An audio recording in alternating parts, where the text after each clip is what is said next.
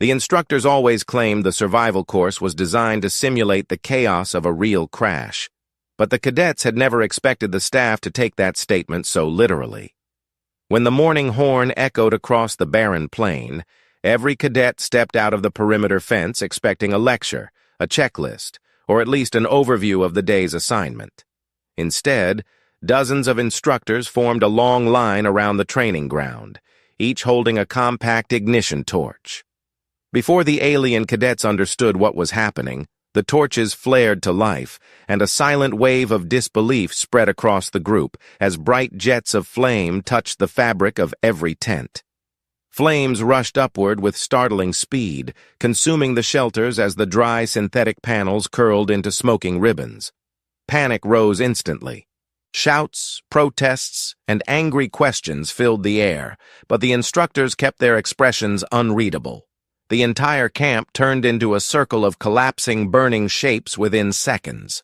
Some cadets tried to smother the flames with sand or stomp the edges, but the instructors stepped forward and blocked them, repeating the same phrase: "Real crash conditions. No exceptions." Amid the crackling noise and spiraling smoke, Alex stood quietly with his hands in his pockets, watching the structures fall apart. He did not rush to save his tent because he already understood the message. Fires and space crashes were not symbolic. When a ship went down, anything flammable vanished instantly. He had grown up around emergency drills on Earth, where instructors emphasized that equipment was temporary, but problem-solving was permanent. While the others mourned their shelters, he scanned the field, observing how the wind shifted the smoke, how the terrain dipped slightly to the east, and how the burnt frames exposed the layout of the supply piles. The alien saw destruction. He saw a reset. When the last tent fell into ashes, an instructor shouted that each cadet would fend for himself until sunrise. No replacement tents, no prefab shelters, no extra insulation, only what the environment provided and what each mind could salvage. The alien cadets burst into anxious arguments, pointing at the exposed sky and the temperature graphs blinking on the training drones hovering above them. The night ahead promised freezing winds strong enough to cut through unprotected skin. Most cadets demanded clarification from instructors, convinced this was some kind of misunderstanding. Others began pacing in circles, debating whether to try huddling together for warmth or splitting into groups to look for cave-like hollows in the rock formations. Every voice around him trembled in frustration or fear. Alex remained motionless, listening to the chaos without being pulled into it. He could feel the sun rising higher and drying the air, which meant the night would be even colder. The climate simulation on this planet was intentionally harsh, scorching heat by day, biting cold by night. He knew one thing for certain: no one would last the night without real shelter. Not a makeshift windbreak, not a pile of blankets, but an actual structure. A human could improvise under pressure, but this kind of environment punished hesitation. He needed materials, stability, and insulation. He also needed a plan before the other cadets stripped the area clean of useful scraps by accident. His gaze drifted past the burned tents toward the far edge of the valley, where twisted metal fragments glinted in the sun. The instructors rarely mentioned it, but every cadet knew the wreckage belonged to an old training ship deliberately placed there years ago for exercises. Most aliens dismissed it as useless junk because the sharp edges and heavy pieces made it dangerous to move. To Alex, it looked perfect. Ship debris meant structural panels, reinforced beams, insulation padding, and wiring. These were exactly the ingredients he needed. The instructors had removed tents, not options. The wind shifted, carrying a bitter scent of burned plastic across the field. The other cadets continued their frantic discussions, and some yelled at him for staying still when he should have been panicking with them. He did not answer. He simply tightened the straps on his boots and adjusted the small salvage knife hanging from his belt. The tools the instructors allowed each cadet to keep were laughably primitive, but he had worked with worse. He rubbed a streak of ash from his sleeve and began walking. As he moved away from the crowd, the noise behind him faded. The aliens were still arguing about whether to approach him or follow instructors for more explanations, but he did not look back. His steps were calm, deliberate, and steady. The sun beat down from above, flattening shadows against the ground, and the dry earth crunched beneath his boots. Every few steps, he paused to scan the terrain, checking for anything useful that might have been discarded during previous drills. He found shredded insulation strips and a torn strap from someone's supply pack, both of which he pocketed without hesitation. Nothing was worthless during survival training. When he reached the valley ridge, he crouched for a moment, studying the scattered metallic wreckage below. Panels lay half buried in sand, some bent inward as though crushed by impact forces. Thick support ribs jutted upward like skeletal remains of a creature that had once been alive. Tangled wiring draped between pieces, swaying slightly in the warm breeze. He allowed himself a brief grin. To most cadets, this would look like a graveyard. To him, it looked like a hardware store. Far behind him, the instructors observed the cadets and took notes on clipboards. Some watched Alex with interest, because his calm reaction separated him from everyone else. The goal of this exercise was not to test who could complain the loudest, but who could adapt quickly, think clearly, and build something out of nothing. Every year, only one species approached the exam with initiative instead of panic, and this year the human representative was already proving why. Alex started descending the slope toward the debris field, already forming a rough blueprint in his mind. He needed walls insulated enough to trap heat, a roof angled against wind, a foundation stable enough on sand, and a way to seal the interior from drafts. The sun continued its slow climb, reminding him that time was slipping away. If he wanted shelter by sunset, the real work had to begin now. Alex reached the first cluster of ship debris just as the morning heat began pressing down on his shoulders. The metal fragments shimmered faintly under the sun, and the dry air hummed with the quiet buzz of insects that lived in the cracks between the rocks. He knelt beside a warped hull plate and touched the surface with his fingertips. The metal still held a trace of the starship's original cold durability, even after years of exposure. That told him everything he needed to know. If he worked fast and chose the right pieces, he could build a shelter strong enough to withstand the violent winds that would roll in after sunset. He slipped his knife from its sheath and tested a corner of the plate, pushing gently to check whether the material would crack under pressure. It didn't. Perfect. He stood up and moved through the debris field slowly, studying every shape and angle with an engineer's eye. Some pieces were too large for him to carry alone, but the valley floor was scattered with mid-sized plates, tubular beams, and sections of internal wall insulation torn from the ship's sleeping quarters. He stopped beside a fractured hatch door with a jagged edge. The surface was heavy but thick enough to serve as a windbreak or perhaps a protective door frame. What mattered now was not collecting everything but choosing what would serve specific roles. He needed structure first, comfort later. The cadets behind him might have been wandering in confusion, but he had a clear sequence in mind. Moving deeper into the wreckage, he found a partially intact panel from the ship's inner hull. The back side was lined with heat-resistant padding, still clinging stubbornly to the metal. He ran his hand along the underside and smiled. That panel alone, flipped to face inward, could give him a solid insulated wall. He wedged his knife beneath one of the attached brackets and pried until the metal groaned. When the bracket snapped free, he dragged the panel upright, testing its balance. It was awkward, but not impossible to carry. He left it leaning against a rock and continued exploring, knowing he would retrieve it once he had mapped out all available materials.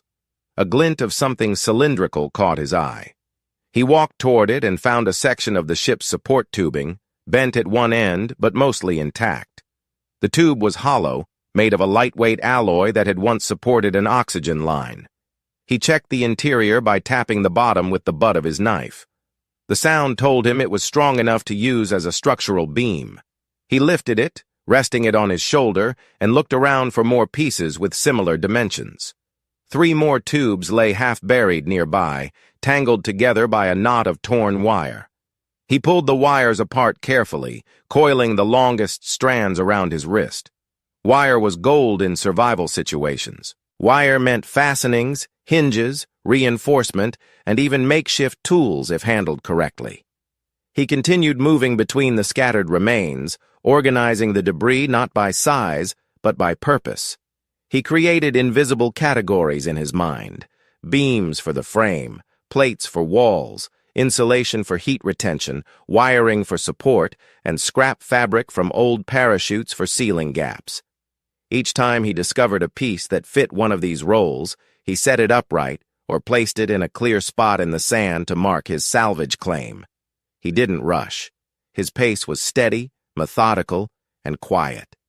Panicking wasted energy and clouded judgment, and he had learned long ago that a sharp mind outperformed a frantic one in every survival scenario. At the center of the debris field, he found the largest treasure so far, a bent but intact segment of hull plates still fused together at the edges. The plates formed a natural angle, almost like the shape of a roof corner. He crouched beside it and ran his hand along the surface. The piece was too large for him to carry without assistance, but he didn't intend to carry it. He could build the shelter right here or drag only the necessary parts from the valley floor. The location mattered. He eyed the surrounding rocks, the slope of the sand, and the direction of the shadow cast by the broken metal ridge. If he positioned his shelter in the right way, the natural terrain would shield at least one side from the wind that would sweep through at night. He rose and looked back toward the camp in the distance. The other cadets had split into disorganized clusters. Some attempted to gather scraps of fabric, others dug shallow pits, and many simply argued about what to do. No one followed him to the wreckage, which meant he had the entire field of materials to himself. He could work without interference or noise. He turned back to the debris and resumed his survey. As he circled a pile of shattered cargo crates, he noticed one crate still intact. The container's frame was dented, but the internal struts looked usable. He cracked the lid open with his knife. Inside, he found shredded straps and broken fastening clips. Useless as equipment, but excellent as stuffing material for insulation. He scooped the straps into a pile and shut the lid again. The crate itself was perfect for a raised platform or bench inside the future shelter. He planted his foot against the side and pushed until the crate shifted free of the sand. He continued scanning the field, making mental notes on every element. 2 medium plates were lying close together, ideal for side walls. A trio of thin panels could form a roof if supported by beams and cross-wiring. A curved piece of plating, probably from the outer hull, could become a wind-shielded entryway. Every step revealed something that could be repurposed. His mind worked as quickly as his eyes, fitting shapes together in his imagination, calculating angles, estimating weight distribution, and recalling the assembly techniques he had learned from old emergency manuals on Earth. The wind picked up slightly, lifting grains of sand across the metal surfaces. The shift reminded him that he needed to choose a construction site now. He searched for a natural barrier, a rock formation or a slope, to use as one wall of the shelter. After several minutes of walking along the valley edge, he found a shallow recess in the rock, shaped like the beginning of a natural alcove. The recess faced away from the direction of the strongest winds. If he built his structure here, he would need one fewer wall and could focus more materials on strengthening the roof and the insulated side. He stepped into the recess and stretched his arms to measure the space. The width was sufficient for a small cabin. The depth provided a natural anchor point for the beams. He looked up, checking how sunlight hit the stone. At sunset, this spot would fall into shadow early, allowing the interior to retain heat from any fire he built. Once the construction site was chosen, he walked back into the debris field with renewed purpose. He began dragging the beams one by one to the alcove, pacing himself so he didn't exhaust his energy before the real labor even started. Sweat formed along his hairline, but he didn't stop. Each beam dropped into place on the sand with a satisfying thud. Next came the panels, lighter but awkward to carry because of their wide surfaces. He gripped each by the edges, hoisted it against his side, and walked steadily toward the alcove. His muscles burned from the weight, but he welcomed the challenge. Physical strain meant progress. As he collected the final set of insulation pieces, he noticed a long strip of fabric blown against a fractured pillar. He picked it up and shook the dust from it. The material was tough, likely part of the ship's parachute recovery system. He folded it once and slung it over his shoulder.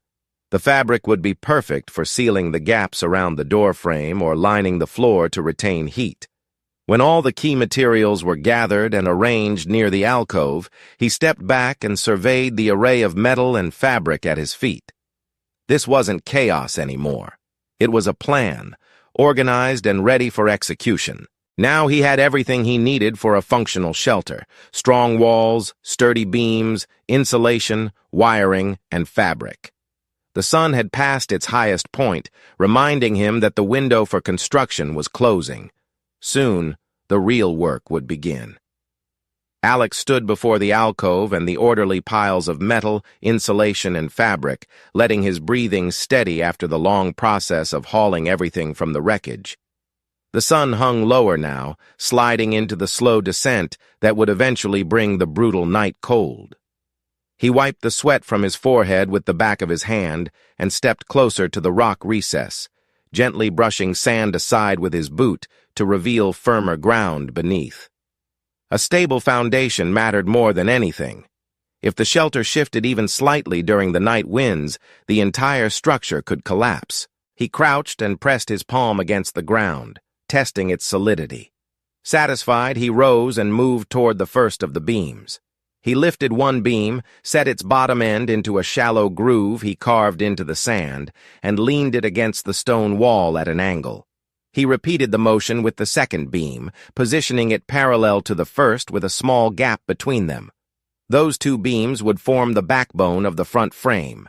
He took several steps back to check the alignment.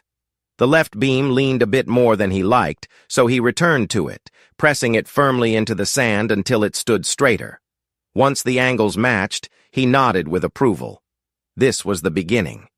Next came the crossbar. He selected a straight piece of tubing and balanced it across the top ends of the two vertical beams. He climbed onto a low rock to reach the connection points and used the salvaged wire he had wrapped around his wrist earlier.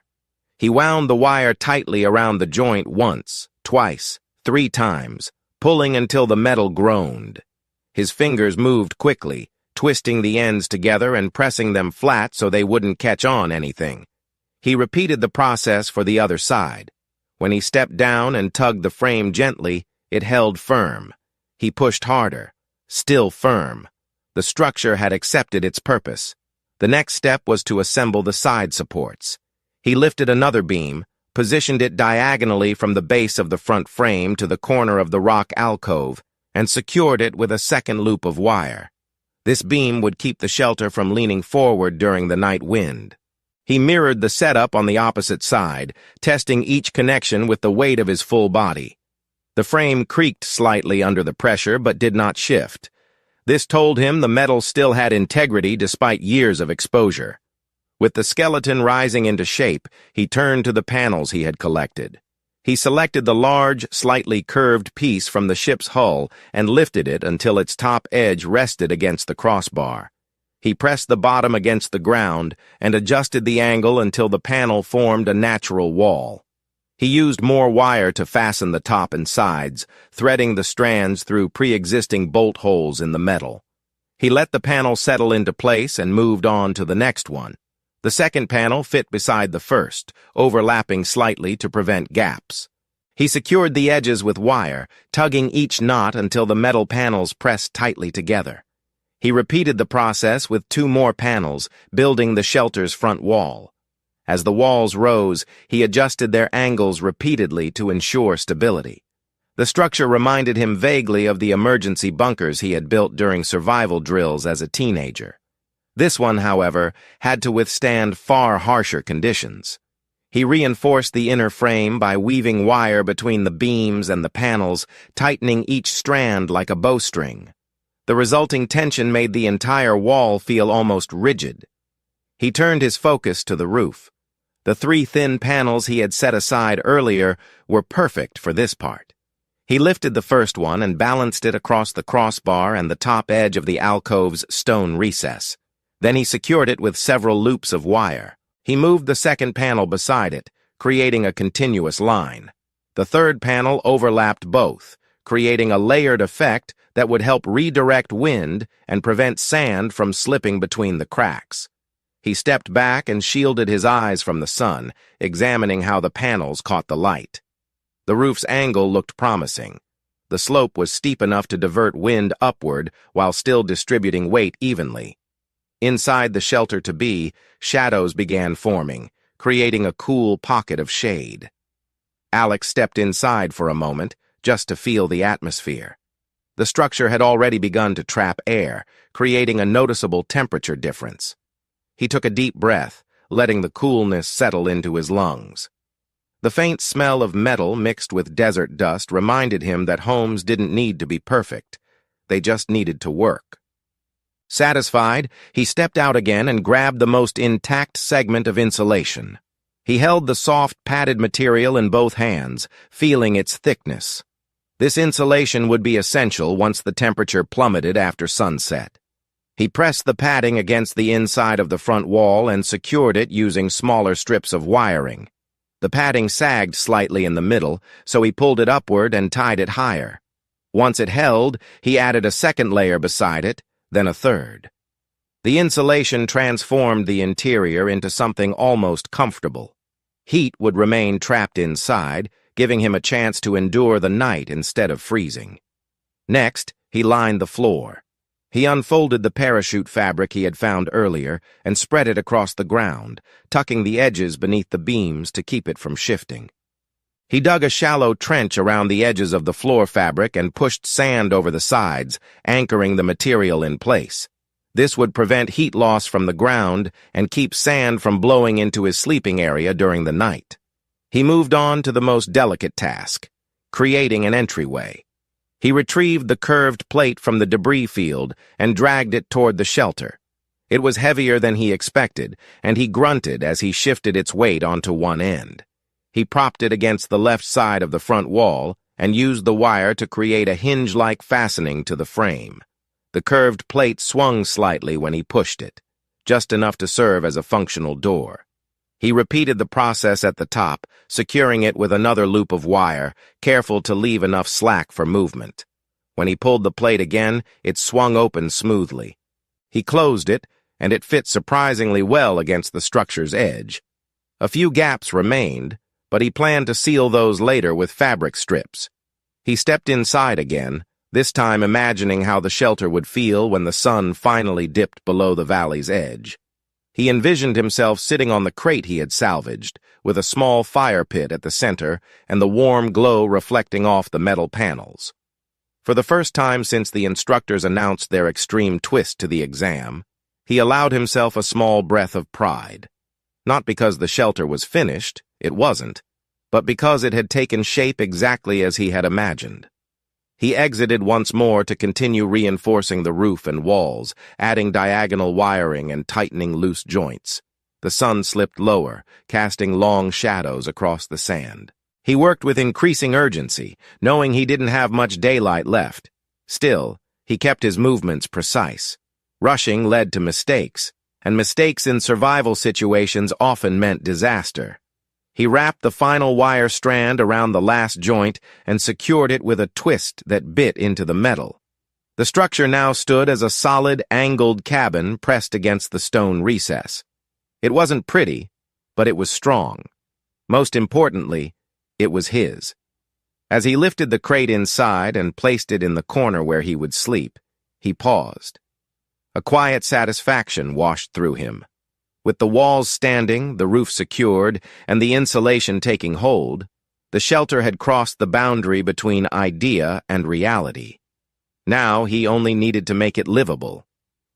Alex stepped into the half-finished shelter and stood still for several seconds, letting his eyes adjust to the dim interior. The structure held its shape well, but now came the part that separated a shelter built in desperation from one built with intention. Comfort wasn't a luxury in survival training. Comfort was endurance. A warm structure meant clearer thinking, better rest, and fewer mistakes the next day. He brushed his sleeve against the insulated wall and felt the soft padding under the metal plates. It already helped reduce the harsh echo of the wind outside, but the space still felt cold, unfinished, and lacking the sense of security he needed before nightfall. He exhaled and stepped back outside to retrieve the remaining materials from the sand. The cargo crate stood exactly where he had left it. He gripped the handles on its dented sides and dragged it into the shelter, angling it against the back wall beneath the thickest section of insulation. He sat on it briefly, testing its stability. It supported his weight without creaking. He pressed his hand along its surface to check whether the metal absorbed too much heat from the sun earlier. It felt warm, but manageable. Later, once night settled in, the crate would become an insulated seat and bed frame. He rose again and turned his attention to the gaps in the walls. Though the structure was sturdy, thin slivers of sunlight still pierced through the joints where metal didn't align perfectly. Those gaps would let cold air pour in once darkness fell.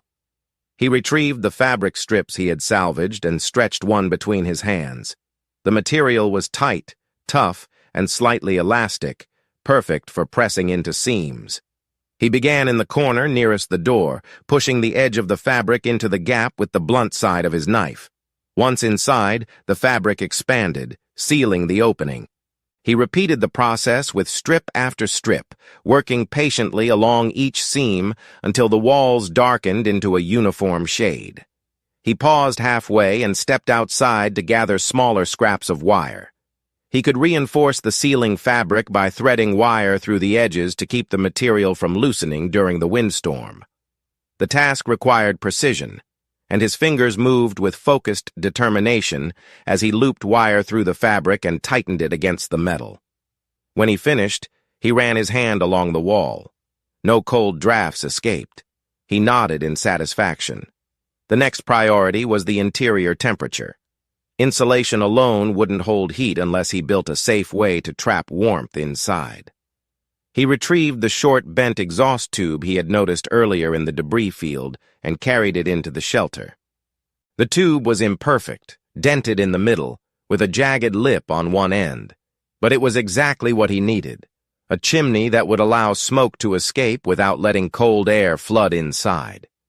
He measured where it should go by holding it against the upper left corner of the shelter, aligning it with the roof's slope. He tapped the metal panel with his knuckles, listening to the hollow echo, and then pressed the tube against a spot where the panel thinned slightly. He took his knife and began shaving down the edge of the opening until the tube could fit snugly. The work was slow and tiring, and the metal resisted him with every stroke. Sweat gathered along his hairline again, rolling down the side of his neck, but he continued without hesitation. When the hole was large enough, he wedged the tube into the opening, rotating it until the outer end pointed upward and the inner end pointed slightly toward the center of the shelter. He secured the tube with wire, looping it around the edges and tightening the metal until the tube could not budge even under force. He ran his hand around the base, checking for air gaps. One small opening remained, and he stuffed fabric into it before sealing it with an additional wire twist. Now he needed a fire pit. He stepped outside and collected smooth stones from the valley floor, choosing those that were dense and heavy enough to withstand high heat. He arranged them inside the shelter in a circular pattern, leaving enough room between the pit and the walls to avoid heat damage. He pressed on the stones and tested their stability. Once satisfied, he stepped out again to gather dry brush and broken plant stems from the scattered shrubs in the distance. The instructors allowed access to natural materials, so he took advantage of the brittle vegetation, stuffing handfuls of dried stems into his bag. Back inside, he arranged the brush into the center of the stone circle and placed small flakes of metal from the debris on top. The metal pieces would heat quickly and radiate warmth after the flames died down. He struck his knife against a sharp rock, creating sparks that fell into the brush. After several attempts, a faint glow appeared, then a small flame. He cupped his hands around the fire to shield it from stray drafts, feeding it slowly until it grew into a steady burn. The smoke rose straight into the tube, slipping out through the opening with a soft hiss. He leaned closer, examining the joint between the chimney and the roof. No smoke leaked into the shelter. Perfect. With warmth secured, it was time for comfort. He retrieved the remaining insulation padding and lined the back wall above the crate. Then he unfolded the parachute fabric and stretched it across the crate, smoothing the surface until it resembled a bed more than a storage container. He tested it by sitting again. The fabric gave slightly beneath him, forming to his shape. He could sleep on this without waking stiff or frozen. He looked toward the shelter's entryway next. The curved plate door worked, but still allowed narrow shafts of light in. He unrolled a wider piece of fabric and attached it to the inside of the door using small strips of wire, creating a flexible lining that would block wind and trap additional warmth. The lining brushed the floor when the door closed, sealing the lower edge. He tested it by pushing the door open and then gently closing it again. The fabric settled neatly into place each time. Inside the shelter now, shadows shifted softly with the flickering fire. The metal walls glowed faintly orange, and warmth radiated outward from the center of the stone pit. He stepped into the middle of the cabin, standing completely upright, and rotated slowly to examine every surface. The space no longer felt like improvised wreckage. It felt like a place meant for living, for surviving, for enduring the night with comfort instead of fear. Still, he knew there was more he could do. Small details mattered. He retrieved a narrow length of tubing and hammered one end into the wall, creating a hook where he could hang his bag. He found a slender piece of paneling and propped it against the corner as a makeshift shelf. He placed his knife, rock striker, and remaining wire on top. Organization meant efficiency, and efficiency meant safety. As the fire strengthened and the warmth spread through the room, he stepped outside one more time before sunset, gathering additional brush for later. The sky above the valley had shifted into the deep orange glow of the approaching evening. The shadow of his shelter stretched long across the sand. The alien cadets in the distance struggled with flimsy piles of fabric and collapsing stick frames, shouting at one another in frustration. He turned away, not out of coldness, but because he knew he could not help them without jeopardizing his own survival. The exam required self-sufficiency. He returned inside and closed the door behind him. The shelter dimmed into a warm cave of metal and fabric, lit only by the fire's gentle glow. The air inside felt calm, almost peaceful. He sat on the crate bed and leaned his back against the padded wall. He rested his palms on his knees and let the warmth sink into his muscles. Outside, the world would soon turn violent, cold, and unforgiving. Inside, he had created a haven with nothing more than wreckage, wire, and human determination. He allowed himself a slow breath, the first truly relaxed breath of the entire day. The cabin was still not perfect, but it was ready, and by sunset, it would be home. The last warmth of daylight slipped behind the jagged ridge as Alex settled deeper into his shelter. The fire inside the stone circle pulsed steadily, casting an amber glow across the curved metal walls. Outside, the air shifted sharply, the first warning of the night's cold descent.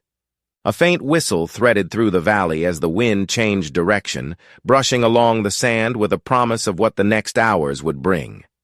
He closed his eyes briefly, letting the growing warmth inside the cabin settle his heartbeat. The shelter worked. It breathed like a living structure, absorbing heat, holding it, and pushing back against the coming darkness. When he opened his eyes again, the firelight reflected in them like twin sparks. He stood and stretched, feeling tightness along his shoulders from the long day of labor. The crate bed beneath him remained sturdy, and the insulated wall kept the warmth close to his back. He stepped toward the door, pressing his hand against the fabric-lined metal panel to check whether it held firm against the rising wind. The door shuddered once, but the wire hinges held it in place. Satisfied, he cracked the door open and looked outside. The world beyond his shelter had transformed. The valley floor glowed faintly under the first touch of twilight, while the cold began crawling across the surface like an unseen tide. The alien cadets huddled around broken clusters of fabric and sand pits in the distance, their silhouettes outlined by the fading sky. Some paced anxiously, others argued, and a few tried to fix collapsing structures with frantic gestures. None appeared confident. The instructors, stationed farther away, observed quietly from their hovering platforms, their silhouettes still and watchful like predators waiting to see which prey could adapt. Alex stepped outside fully, letting the cold brush against his face. Even that small touch was enough to make his breath stall. The temperature was dropping faster than he expected. He glanced at the alien cadets again. Some had gathered stones to form windbreaks. Others attempted to brace broken poles with scraps of rope, but the wind ripped through their makeshift shelters with ease. A few cadets turned toward him, watching as he stood beside the entrance of his cabin. Their faces reflected exhaustion and confusion. He didn't approach them, and none came closer. The exam had rules, and he wasn't about to risk his progress by intervening. Survival meant responsibility for oneself. He turned back toward his shelter and stepped inside. The warm air embraced him instantly, wrapping around him like a thick blanket. He closed the door behind him and sat on the crate bed. The fire cracked softly, sending another pulse of heat across the room. He placed his hands near the flames, feeling the warmth seep into his skin, bringing his fingers back to life. He looked around at the insulated walls, the angled roof, the carefully reinforced seams. The shelter felt like something more than a necessity now. It felt like proof that preparation, skill, and resilience could overcome even the harshest circumstances the instructors engineered. A faint rumble echoed outside as the night wind struck the valley with full force. The shelter rocked slightly, but the beams held firm, the wiring held tight, and the insulation whispered softly as the cold pressed against the walls. He watched the fire dance, its orange glow pulsing like a heart inside a protective ribcage of metal and stone. He allowed himself to lean back, resting his head against the padded wall. The warmth soothed the soreness in his muscles, calming the strain from hours of lifting and fastening. His eyes drifted toward the ceiling, where the chimney tube carried smoke outward with silent efficiency. He remained in the shelter for a long moment, listening to the wind batter the valley and feeling grateful that he had finished everything in time. But eventually, he knew he couldn't stay inside all evening. The instructors would begin their evaluation round soon, and he wanted to be ready. He rose from the crate, stepped toward the door, and opened it just enough to see outside. The wind clawed at the opening, but the fabric lining held firm, preventing cold air from entering. The sky had darkened fully now, with stars emerging across the horizon like shards of ice. He stepped outside briefly, the cold slamming into him like a hammer. He exhaled sharply and pulled his arms close to his chest, scanning the valley. Several cadets had abandoned their shelters entirely and crouched behind boulders for protection. Others huddled together in small groups, using sheer body heat to survive. The instructors' hover platforms glided silently through the air, each instructor watching the unfolding disaster with clinical detachment. One instructor, illuminated faintly by the light of a hovering drone, turned toward Alex and paused. The instructor's gaze lingered on the structure behind him, then on his calm posture, then back to the shelter again. The instructor didn't move closer but made a small mark on a holographic clipboard. Alex understood. The evaluation had begun. He stepped back inside and gently closed the door. The warmth enveloped him again, and the fire welcomed him with a gentle flash. He sat on the crate bed and let the firelight settle into his vision. Minutes passed, then perhaps an hour. The wind howled outside like a living beast, but inside the cabin, the world remained peaceful, steady, and almost comfortable. He leaned his back against the padded wall and let his muscles relax. He knew the instructors would eventually approach. Sure enough, after some time, a knock sounded against the metal door. It wasn't delicate. It resonated sharply across the entire cabin. Alex stood, approached the door, and opened it slightly. The instructor outside raised an eyebrow as warm air escaped from the shelter, swirling into the freezing night and forming a brief fog. The instructor stepped back, visibly surprised. The metal beacon attached to the instructor's chest flickered, recording the thermal data leaking from the shelter. "Functional structure," the instructor muttered. "Heat retention above required threshold. Smoke ventilation operational. Interior temperature stable." The instructor looked at him, then at the shelter, and nodded once. It wasn't praise, not officially, but it was acknowledgement, the highest form of respect within this training program. Word spread quickly among the observing staff, and soon several instructors approached the cabin one by one, examining the structure from different angles. Some reviewed the beam alignment, others inspected the wiring knots, and one checked the insulation layers by gently pressing against the inner wall. Each left with a silent nod of approval. No instructor offered help, criticism, or commentary. The exam didn't require conversation.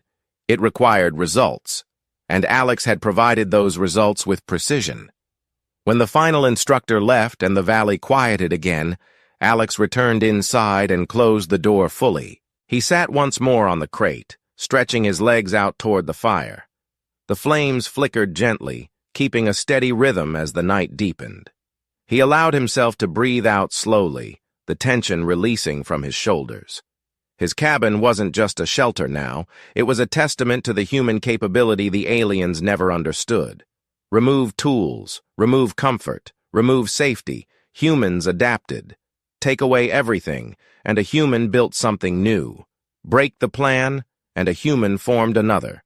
The instructors wanted realism, and he had given them the most realistic answer possible: ingenuity. As midnight approached, he lay on the crate bed, wrapped in the parachute fabric.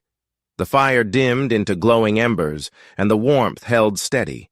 Outside, the cold hammered the valley mercilessly, but inside the cabin, calmness prevailed. He closed his eyes, letting the slow rise and fall of warm air lull him into rest. When morning came, the valley shimmered with frost, the alien cadets emerging from their miserable shelters with shaking limbs and exhausted faces. But Alex stepped out of his cabin with steady footing and clear eyes, smoke drifting lazily from the chimney behind him. The instructors gathered all cadets in the center of the valley, and without ceremony, the lead instructor announced, "One trainee adapted beyond expectations. One shelter met full survival criteria. One cabin exemplified resilience." Every alien turned to look at Alex. He didn't raise his chin, didn't smile, didn't bask in their attention. He simply stood there, calm and collected, knowing he had done exactly what was required, not to impress,